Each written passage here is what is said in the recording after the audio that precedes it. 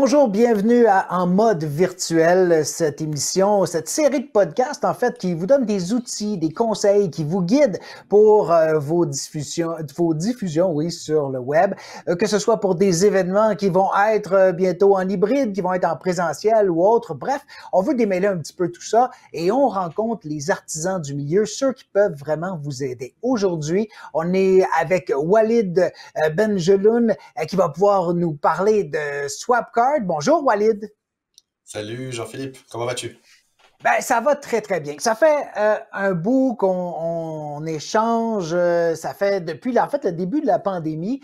Swapcard, c'est une des premières plateformes qui était déjà en place avec l'arrivée de la pandémie. Vous avez pris, j'imagine, pas mal de place aussi au cours des premiers mois. Je suis bien content de te recevoir avec nous parce que vous êtes un joueur très important, puis je pense que on va pouvoir donner des bons conseils aux gens qui pensent peut-être aller en virtuel, qui savent pas trop comment faire, qui savent pas trop ce que ça implique. Alors, merci beaucoup d'être là aujourd'hui. On est bien, bien content de t'accueillir avec nous. Un plaisir partagé. Je vais avoir d'abord quelques questions. J'aimerais qu'on fasse un petit peu l'historique. Qu'est-ce que Swapcard? Qu'est-ce que vous faites? D'où ça vient? L'historique et tout ça? Parce que vous étiez là avant la pandémie, en fait, là. C'est un bon point. C'est un bon point. En fait, Swapcard, à la base, accompagnait les clients sur les expériences présentielles.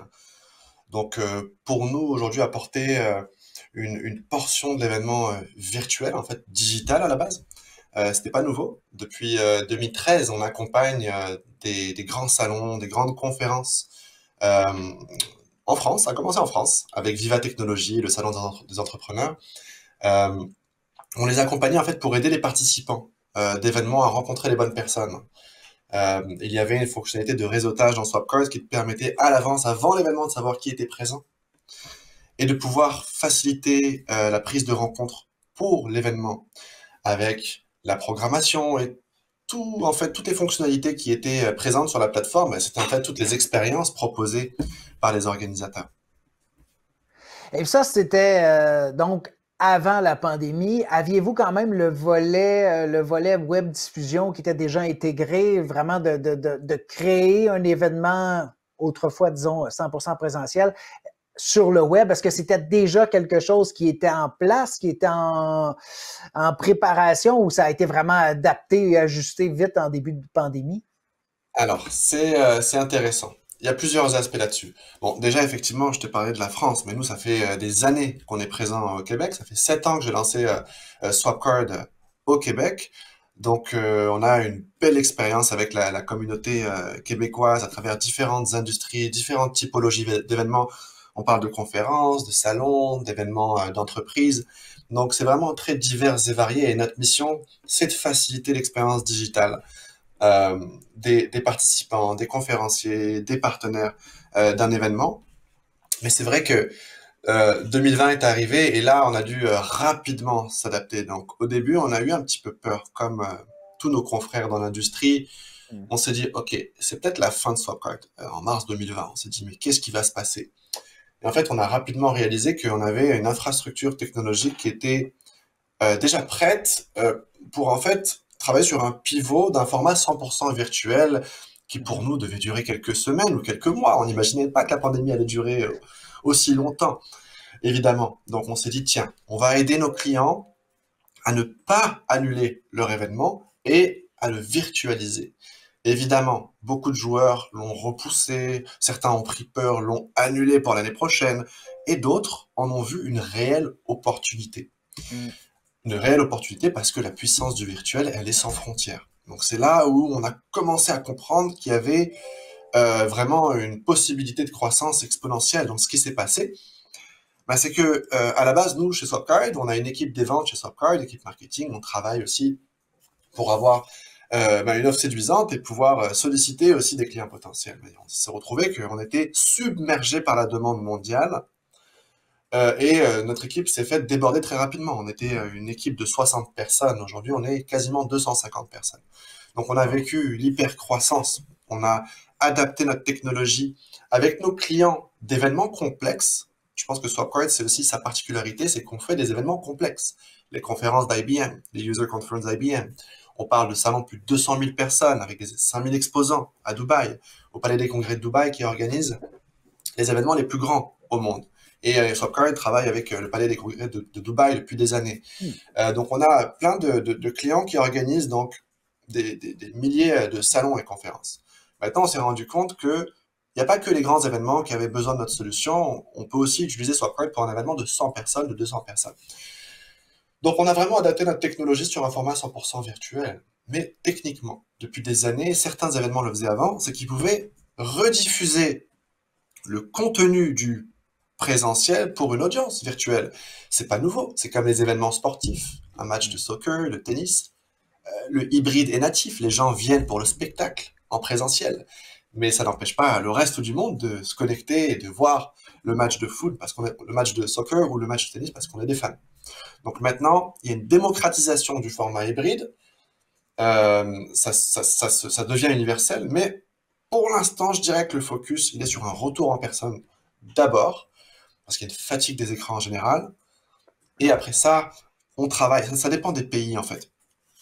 Si je parle de si je parle du Canada, on repense l'expérience en présentiel sécuritaire et après ça, on discute des formats hybrides pour la portion virtuelle des gens qui sont intéressés à venir à l'événement et qui, pour X raisons, ne peuvent pas voyager ou ne peuvent pas se rendre à l'événement.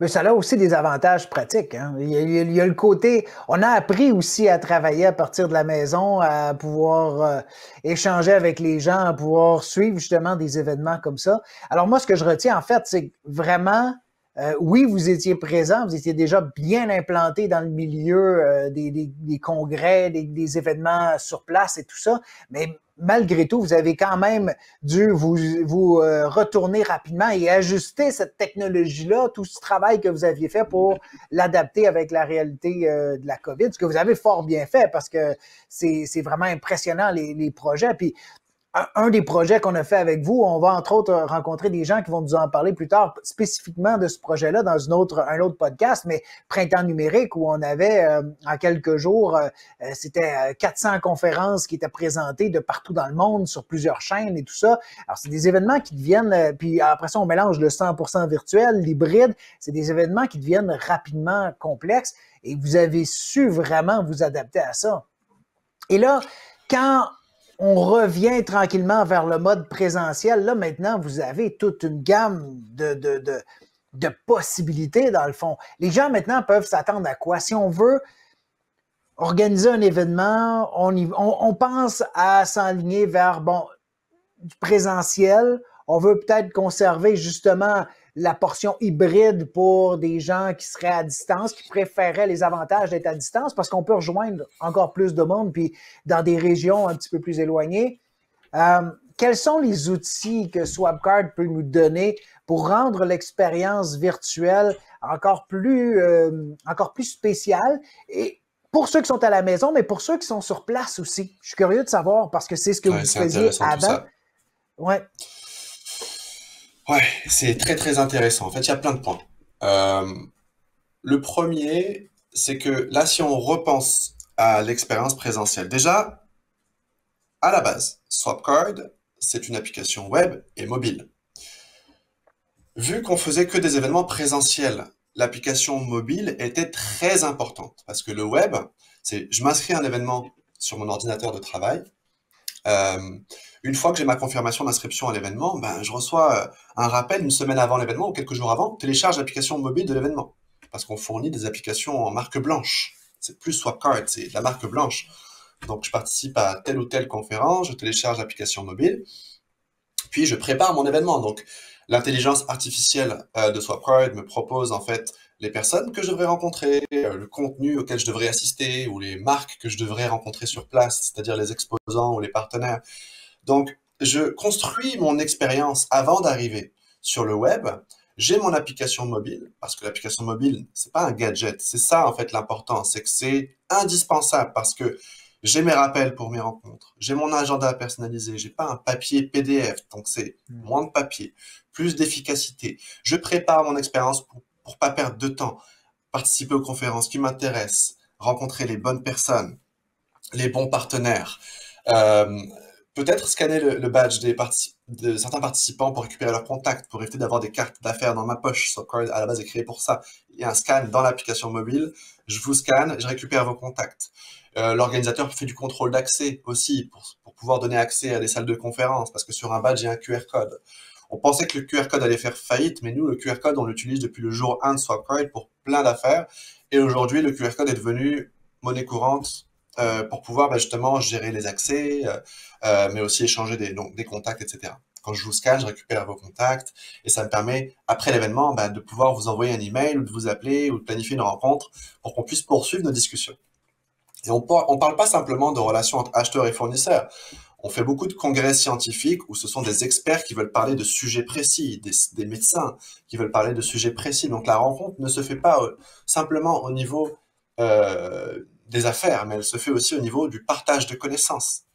Donc pour chaque événement, il y a toujours 3 choses importantes que l'on remarque, peu importe le format. C'est le contenu. Le contenu est roi, le ROI du contenu. Donc, si c'est une coquille vide, les gens vont pas venir à votre événement. Il faut que le contenu soit encore plus intéressant qu'avant pour le présentiel, pour que les gens se déplacent. Il faut une bonne raison de se déplacer. Donc, le contenu, comment je vais apprendre, comment je vais m'informer sur place, quel type de contenu je vais avoir en plus sur l'expérience présentielle. Parce que les gens qui viennent sur place, ce sont des VIP. Ils devraient avoir une expérience que les gens virtuels ne peuvent pas avoir. Après ça, il y a la façon de, OK, qui je peux rencontrer en présentiel? Donc, tout l'aspect réseautage, pas simplement une rencontre entre 2 personnes, mais aussi des rencontres de groupe, des ateliers créatifs. Donner une voix à votre audience. Mais la troisième chose, c'est avoir un peu de fun aussi, parce que on s'est un peu, pardonnez-moi du terme, emmerdé pendant 2 années.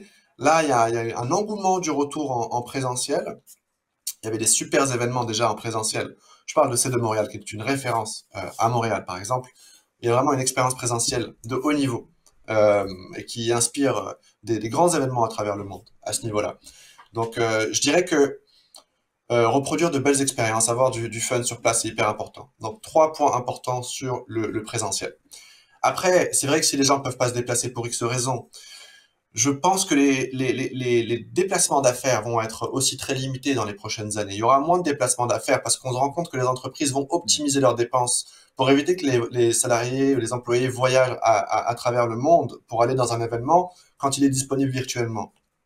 Donc, il y a aussi un aspect très local du présentiel, je pense, où on doit peut-être organiser des événements plus petits, locaux, plus qualitatifs, de façon vraiment locale. Et après, peut-être avoir un événement local ou plusieurs événements locaux.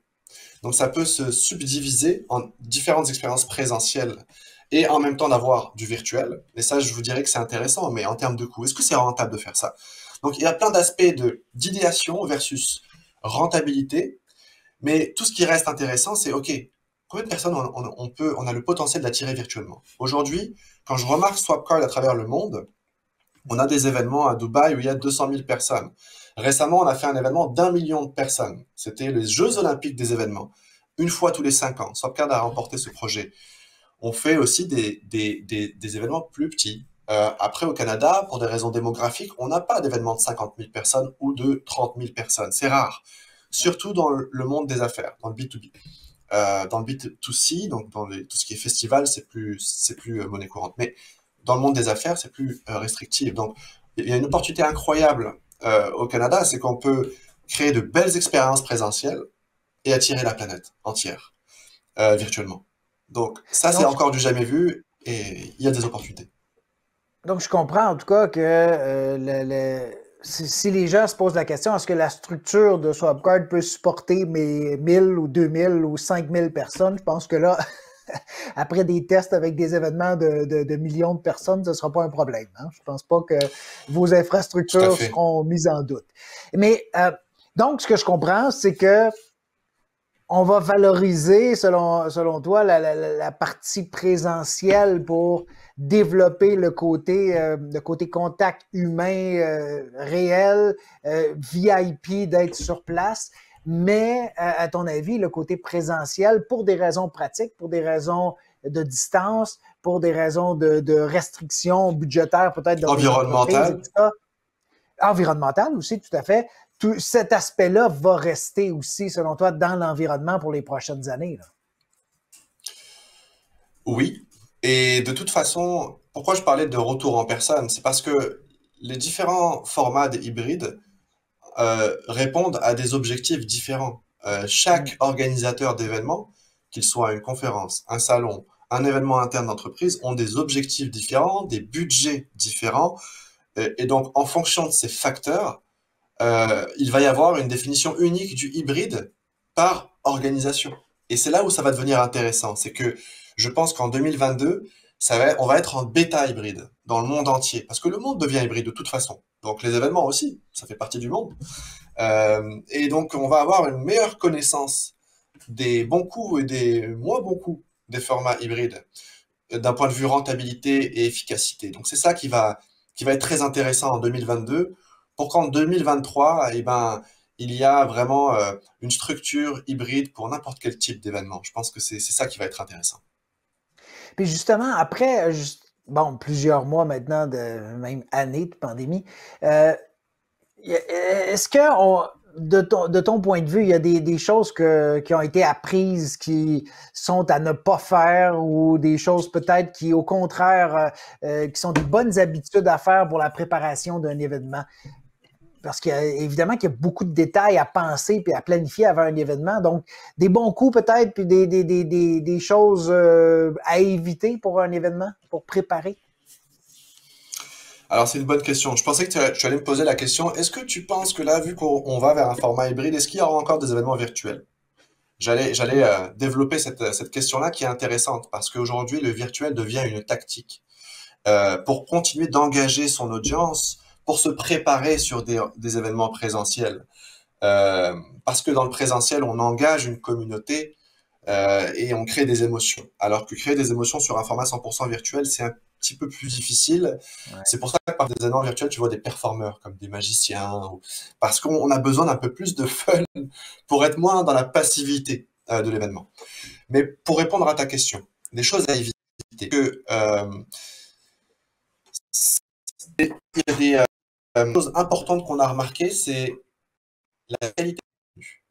Alors, effectivement, ce qui a, je pense que ce qui a prouvé un événement virtuel dans un premier temps à succès et un événement virtuel vraiment en mode flop, c'est la qualité du contenu qu'il y a dans cet événement. Je pense que la chose la plus importante, c'est le contenu. Qu'est-ce que les gens ont à apprendre lors de l'événement? Quand on parle de salon avec des exposants, à la base, un salon, c'est le modèle d'affaires d'un salon, c'est plus de commercialiser de l'espace pour des kiosques et de pouvoir faire rencontrer des acheteurs et des fournisseurs. Et c'est pour ça que les salons ont eu du mal à se virtualiser. C'est parce qu'ils sont moins axés sur la qualité du contenu. La plupart des commanditaires exposants qui ont des conférences dans des salons, c'est plus des pitchs de vente qu'autre chose. Donc aujourd'hui, les salons sont aussi en transformation dans leur modèle d'affaires vers du hybride et beaucoup plus focalisés sur la qualité du contenu qu'il y aura. Donc il y a toujours maintenant des conférences dans des salons. C'est intéressant de voir cette transformation-là.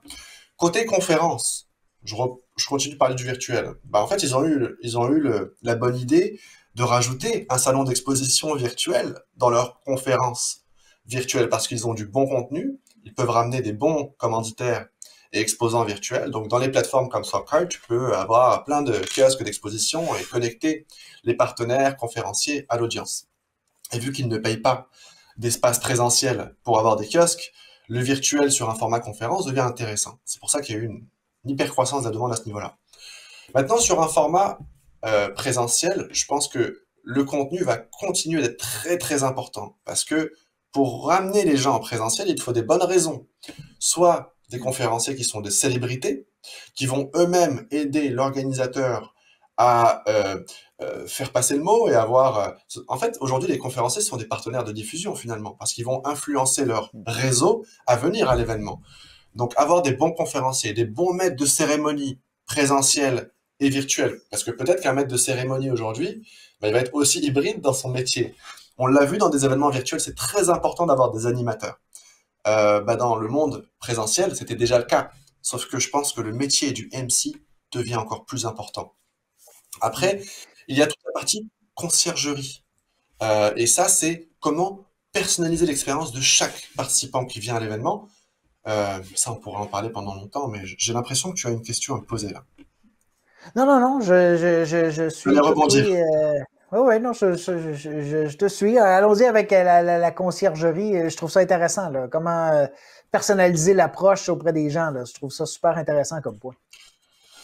Bah, en fait, déjà, quand tu regardes un site web d'un événement qui t'intéresse, tu regardes un petit peu ce que l'événement a à te proposer. Donc, ça focalise sur l'offre de l'événement par persona. Quand je parle du persona, c'est le participant. Est-ce que c'est un étudiant? Est-ce que c'est un investisseur? Est-ce que c'est un média? Est-ce que c'est un VIP, entre guillemets? Donc, déjà, il y a des expériences promises dans le site web de l'événement. Donc, ça, c'est la première chose.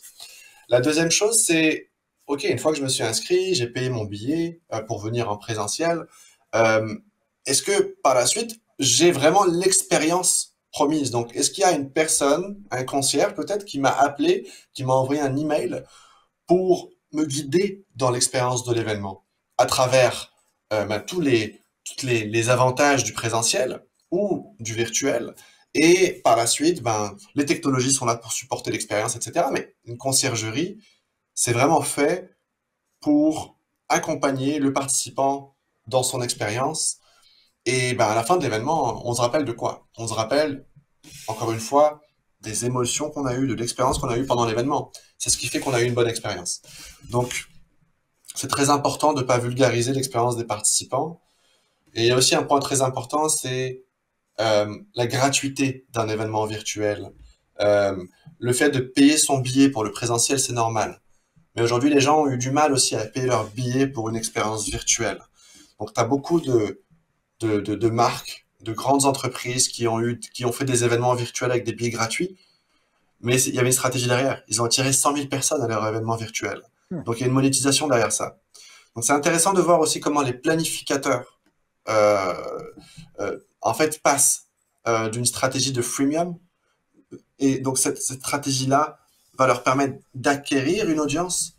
Et peut-être que cette audience, finalement, vont finir par aller par aller à leurs événements et participer à leurs événements présentiels. Donc, le virtuel est une tactique. Ouais, puis en même temps, ben, ça permet de peut-être accueillir dans une seconde édition ou dans des éventuellement plus de partenaires aussi en ligne, dans notre section, si on veut, salon ou exposant qui permet de pouvoir rentabiliser la plateforme, puis encore là, de pouvoir offrir des gratuités. Je trouve que c'est un bon point, ça. Puis c'est pas ça, ça évolue aussi, hein. Je trouve que c'est une évolution par rapport à certains trucs qui étaient faits au début où on était peut-être un petit peu plus fermé, puis beaucoup, c'était des billets qui se vendaient où on voyait le concept de la monétisation, de dire c'est les gens qui payent leur inscription, qui vont payer toute la structure, la plateforme et tout ça, alors qu'il y a peut-être une autre façon de le voir en arrière de manière stratégique, puis d'attirer encore plus de monde. Je trouve ça super intéressant. Les gens qui vont donc qui préparent un événement, parce que là, bon, il y en a encore pour les prochains mois, sinon on commence déjà à penser à l'automne.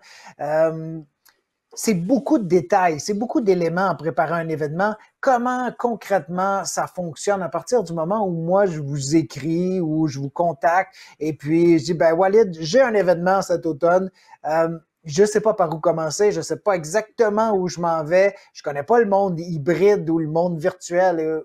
Qu'est-ce que je dois faire, comment je dois préparer mes choses. Alors, comment ça se passe, le premier contact, la première approche? Qu'est-ce qu'on doit peut-être préparer avant de vous contacter pour amorcer correctement les choses?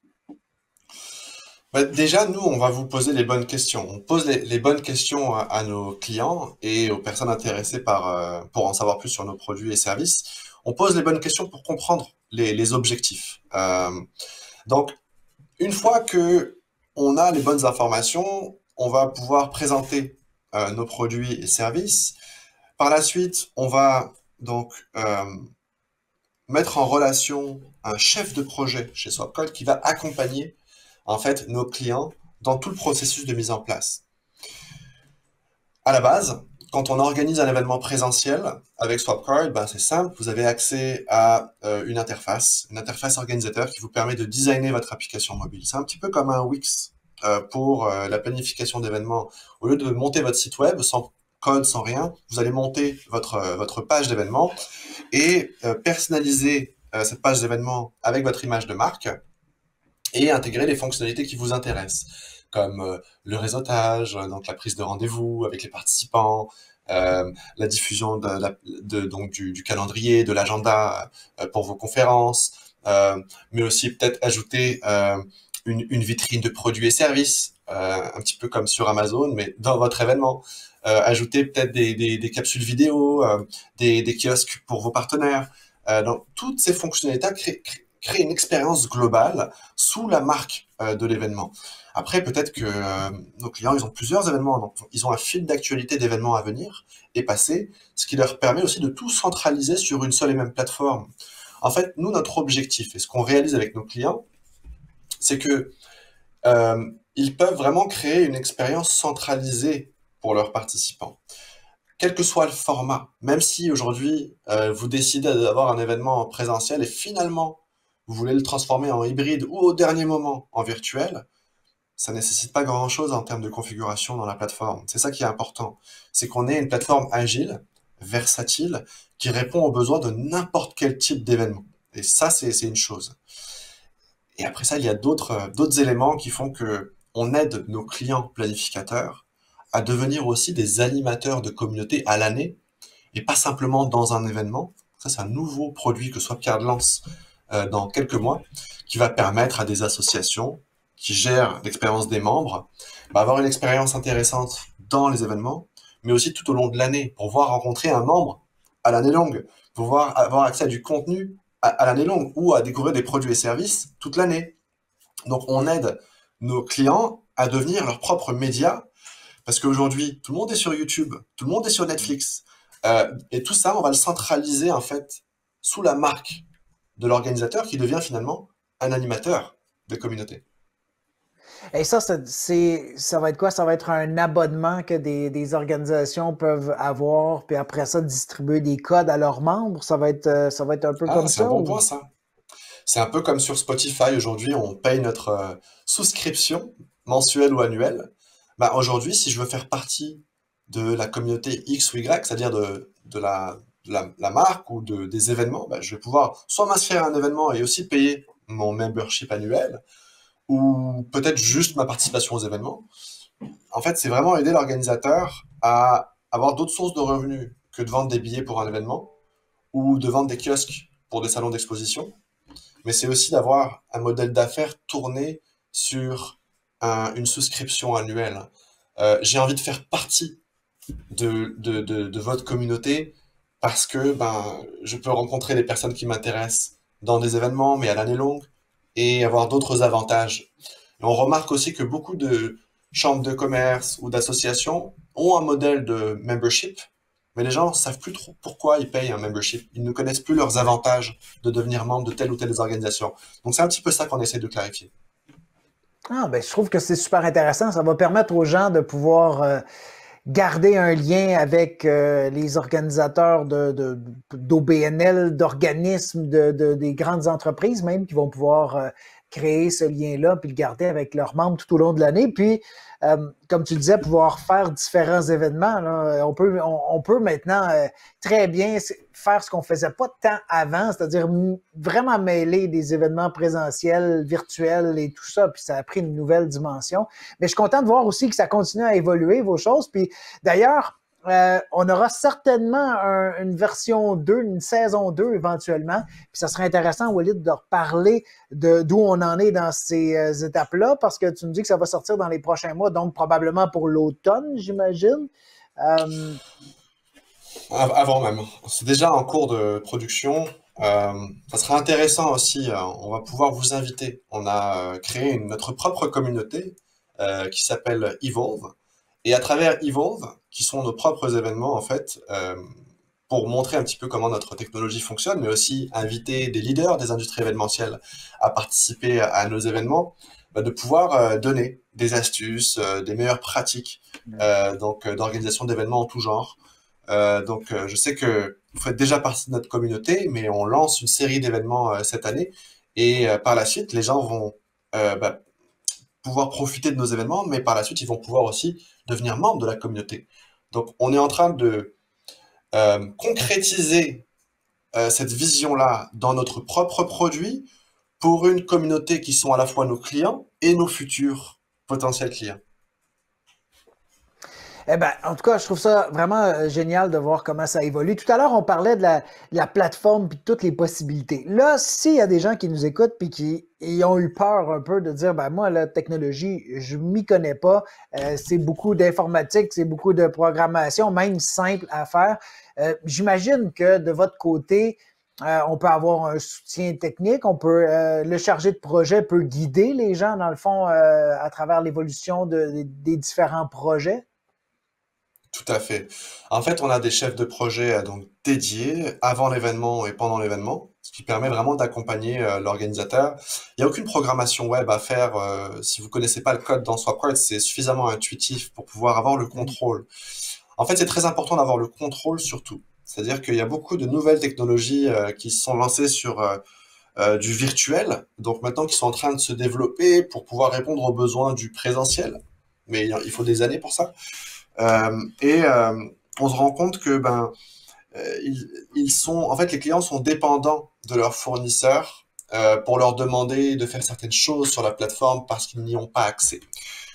Vu que ça fait 8 ans qu'on développe notre produit, aujourd'hui nos clients ont 100% de l'accès. On a aussi une académie qui permet d'avoir des formations gratuites pour les OBNL qui ont moins de budget, elles peuvent se former à nos produits. Donc les chefs de projet de nos clients aussi gagnent en compétences parce qu'ils maîtrisent notre plateforme et donc ça leur donne des compétences supplémentaires pour pouvoir aussi leader des projets en interne, pour avoir la compétence au sein de l'entreprise de dire oui, je sais gérer Swapcard et des plateformes comme Swapcard. Donc on responsabilise nos clients. On leur donne ces compétences parce que ça leur coûte moins cher finalement pour éviter de payer un chef de projet. On a aussi des partenaires certifiés, comme TVgo d'ailleurs, qui proposent des solutions tout en un pour des clients qui n'ont absolument pas les ressources pour le faire ou pour être accompagnés. Ils n'ont même pas le temps d'être accompagnés, ils veulent qu'on fasse tout pour eux. On a des partenaires certifiés comme TVgo qui peuvent gérer aussi cet aspect-là, non seulement sur le design de la plateforme, sur l'importation du contenu, mais aussi sur la partie hybride pour faire des captations. Oui, tout à fait, parce que effectivement, c'est une plateforme qui est très intuitive, donc il n'y a pas à s'en faire pour ça. Mais oui, selon les budgets, selon la façon dont on veut travailler, j'ai toujours vu de votre côté un super service, un super suivi avec les gens. Donc, pour ceux et celles qui sont un peu inquiets de ça, il n'y a pas de doute que vous allez trouver votre place, puis vous allez pouvoir vous ajuster aussi dans les différentes offres de services. Walid, ça a été super agréable. Le temps file déjà. Est-ce qu'il y a des points en particulier, peut-être que tu aimerais dire aux gens, bon, qui se préparent là, pour leur événement? Donc, je sais pas. Là, ça serait un bon temps là, pour vous contacter pour préparer la saison automne. Peut-être un petit conseil en terminant là pour une chose à penser. On a parlé entre autres de bien planifier le contenu. Ça, c'est quelque chose qui est super important. C'était peut-être le premier point que tu avais. Sur l'aspect technique, est-ce que je sais pas moi, est-ce que dans la façon de planifier son horaire, son agenda, son utilisation du temps avec les gens en ligne, est-ce qu'il y a des choses à faire attention ou qui sont mieux de faire? Est-ce que selon toi, c'est mieux d'avoir plusieurs contenus, d'avoir un contenu plus focalisé puis plus structuré ou d'avoir est-ce que les gens qui ont mêlé les sessions, exemple à plus petits groupes avec des web diffusions, ça a été un succès. Alors, là, j'ai dit plusieurs choses, puis j'ai mêlé plein de questions ensemble. Là. Mais est-ce qu'il y a une recommandation, en fait, pour bien organiser son automne, son événement d'automne ou son événement dans les prochains mois? Ça serait quoi? Donc, tu l'as dit, la qualité du contenu, les expériences de rencontre et avoir du fun. Donc, c'est les 3 piliers. Je pense que l'enjeu d'aujourd'hui, et on le vit en ce moment même d'un point de vue personnel, c'est l'inflation, l'augmentation des prix dans notre société actuelle. Donc, les coûts, c'est un stress additionnel que nos clients, les planificateurs d'événements, vivent au quotidien. Donc, Plongés dans un modèle hybride, ils n'ont pas, ils n'ont pas la connaissance des coûts parce que c'est nouveau. Organiser des événements présentiels, ils savent faire. La problématique, c'est qu'aujourd'hui, on a des créneaux qui sont très serrés dans les espaces événementiels parce que tout le monde essaie de booker son événement présentiel qui a été repoussé au premier trimestre à cause des restrictions. Il y a plein d'enjeux qu'on ne contrôle pas forcément. Donc il y a une grosse pression. Je pense que organiser un événement présentiel sans expérience virtuelle, donc c'est-à-dire hybride, c'est vraiment dommage. Pourquoi? Parce qu'il faut repenser la stratégie de commandite, de monétisation de son événement. Je fais tous les jours des ateliers de commandite avec mes clients parce que l'objectif, c'est de les aider à autofinancer l'ensemble des dépenses qu'ils ont grâce à la monétisation. Aujourd'hui, un commanditaire qui vient en présentiel pour rencontrer 500 personnes, mais on lui dit non, non, non, vous n'êtes pas seulement connecté à 500 personnes, vous n'allez pas simplement avoir une visibilité sur 500 personnes à l'événement. Il y a 5000 personnes connectées virtuellement en plus. Il y a des arguments sur les formats hybrides qui font qu'aujourd'hui, on peut bâtir, repenser son plan de commandite. Comment vendre plus de billets grâce au marketing? Aujourd'hui, je vois énormément de sites web d'événements, qui ne sont pas intuitifs, qui ne sont pas sexy, entre guillemets, ça donne pas envie de s'inscrire. Les processus d'inscription sont trop longs, on pose trop de questions, ou n'est pas fluide avec la plateforme qui est mise en place. Donc, avant même l'événement, c'est quand je vois un site web qui me dit « Ok, je vais avoir une expérience incroyable », soit ce site web me vend du rêve, et ça ne va pas refléter l'expérience présentielle ou virtuelle qu'on m'a promise. Donc, le marketing pour chaque persona, c'est hyper important. Et derrière, qu'il y ait cette fluidité dans toute la partie expérience pré-événement, avant même d'arriver. Comme ça, quand j'arrive en présentiel, je sais exactement quoi faire, à quoi m'attendre. Et après l'événement, il y a aussi peut-être des rediffusions disponibles sur des capsules vidéo, comme sur Netflix. Sauf que c'est sur la plateforme de l'événement. C'est des choses qui sont très importantes. Peut-être qu'après l'événement, il y a des gens qui ont raté l'événement. Peut-être que sur mon site web, au lieu de mettre inscrivez-vous, je vais accéder au contenu à la demande pour continuer de générer des inscriptions post-événement. Il y a plein de stratégies de visibilité, de retour sur investissement pour les partenaires qui vont faire la différence en 2022. Il y a des joueurs qui ont déjà anticipé ça et d'autres qui sont très en retard. Et ça, c'est pour le marché B2B. On en a parlé, mais on parle peu du marché B2C, des événements grand public qui ont encore plus de mal sur la partie digitalisation et expérience virtuelle hybride des événements. Donc là, il va y avoir un retour des événements en B2C, salon de l'habitat, tout ce genre d'événements qui n'ont aucune expérience digitale. Mm-hmm. Et ça, c'est une erreur tactique et stratégique. Donc, il y en a qui prennent les devants. Il y en a même qui sont nés du virtuel et qui dérangent les joueurs initiaux qui faisaient des événements présentiels et sont plus agiles. Maintenant, du virtuel, ils passent en expérience présentielle. Il y a des grands joueurs qui ont eu plus de mal à se virtualiser et qui ont fini par le faire et maintenant qui arrivent sur le marché hybride. Donc, il y a plein de choses qui sont importantes. Mais aujourd'hui, je suis en discussion avec beaucoup d'organisateurs en B2C aussi. Ils ont beaucoup de difficultés, ils ont besoin de beaucoup d'assistance et ils sont complètement en train de repenser leur modèle. Mais moi, ce que je retiens, en tout cas, ce que je vois de différent, là, c'est beaucoup de revoir la stratégie et de monétisation pour rejoindre les gens. Et ça, je trouve ça très intéressant. Et j'invite d'ailleurs des gens à vous contacter, à te contacter pour pouvoir peut-être, oui, planifier un événement, mais sortir du cadre qu'on connaît déjà, essayer de voir comment on peut le faire différemment et comment peut-être de façon différente monétiser cet événement-là, puis donner une expérience et aux gens qui vont assister à l'événement et à nos partenaires aussi et à ceux qui vont avoir nos kiosques, qui vont venir chercher une visibilité qui, oui, comme tu l'as dit, va être sur le terrain, vont être en présentiel, mais maintenant aussi qui peut se monétiser différemment aussi pour eux avec les gens en ligne. C'est super intéressant. Je pense qu'on a plein de beaux outils là-dedans. J'invite les gens à vous contacter, à te contacter pour avoir plus de détails. Walid, ce fut un plaisir. Merci beaucoup. On va rester en contact parce qu'on continue à travailler ensemble sur certains projets, mais ça a été super agréable. Plaisir partagé. Merci beaucoup pour l'invitation.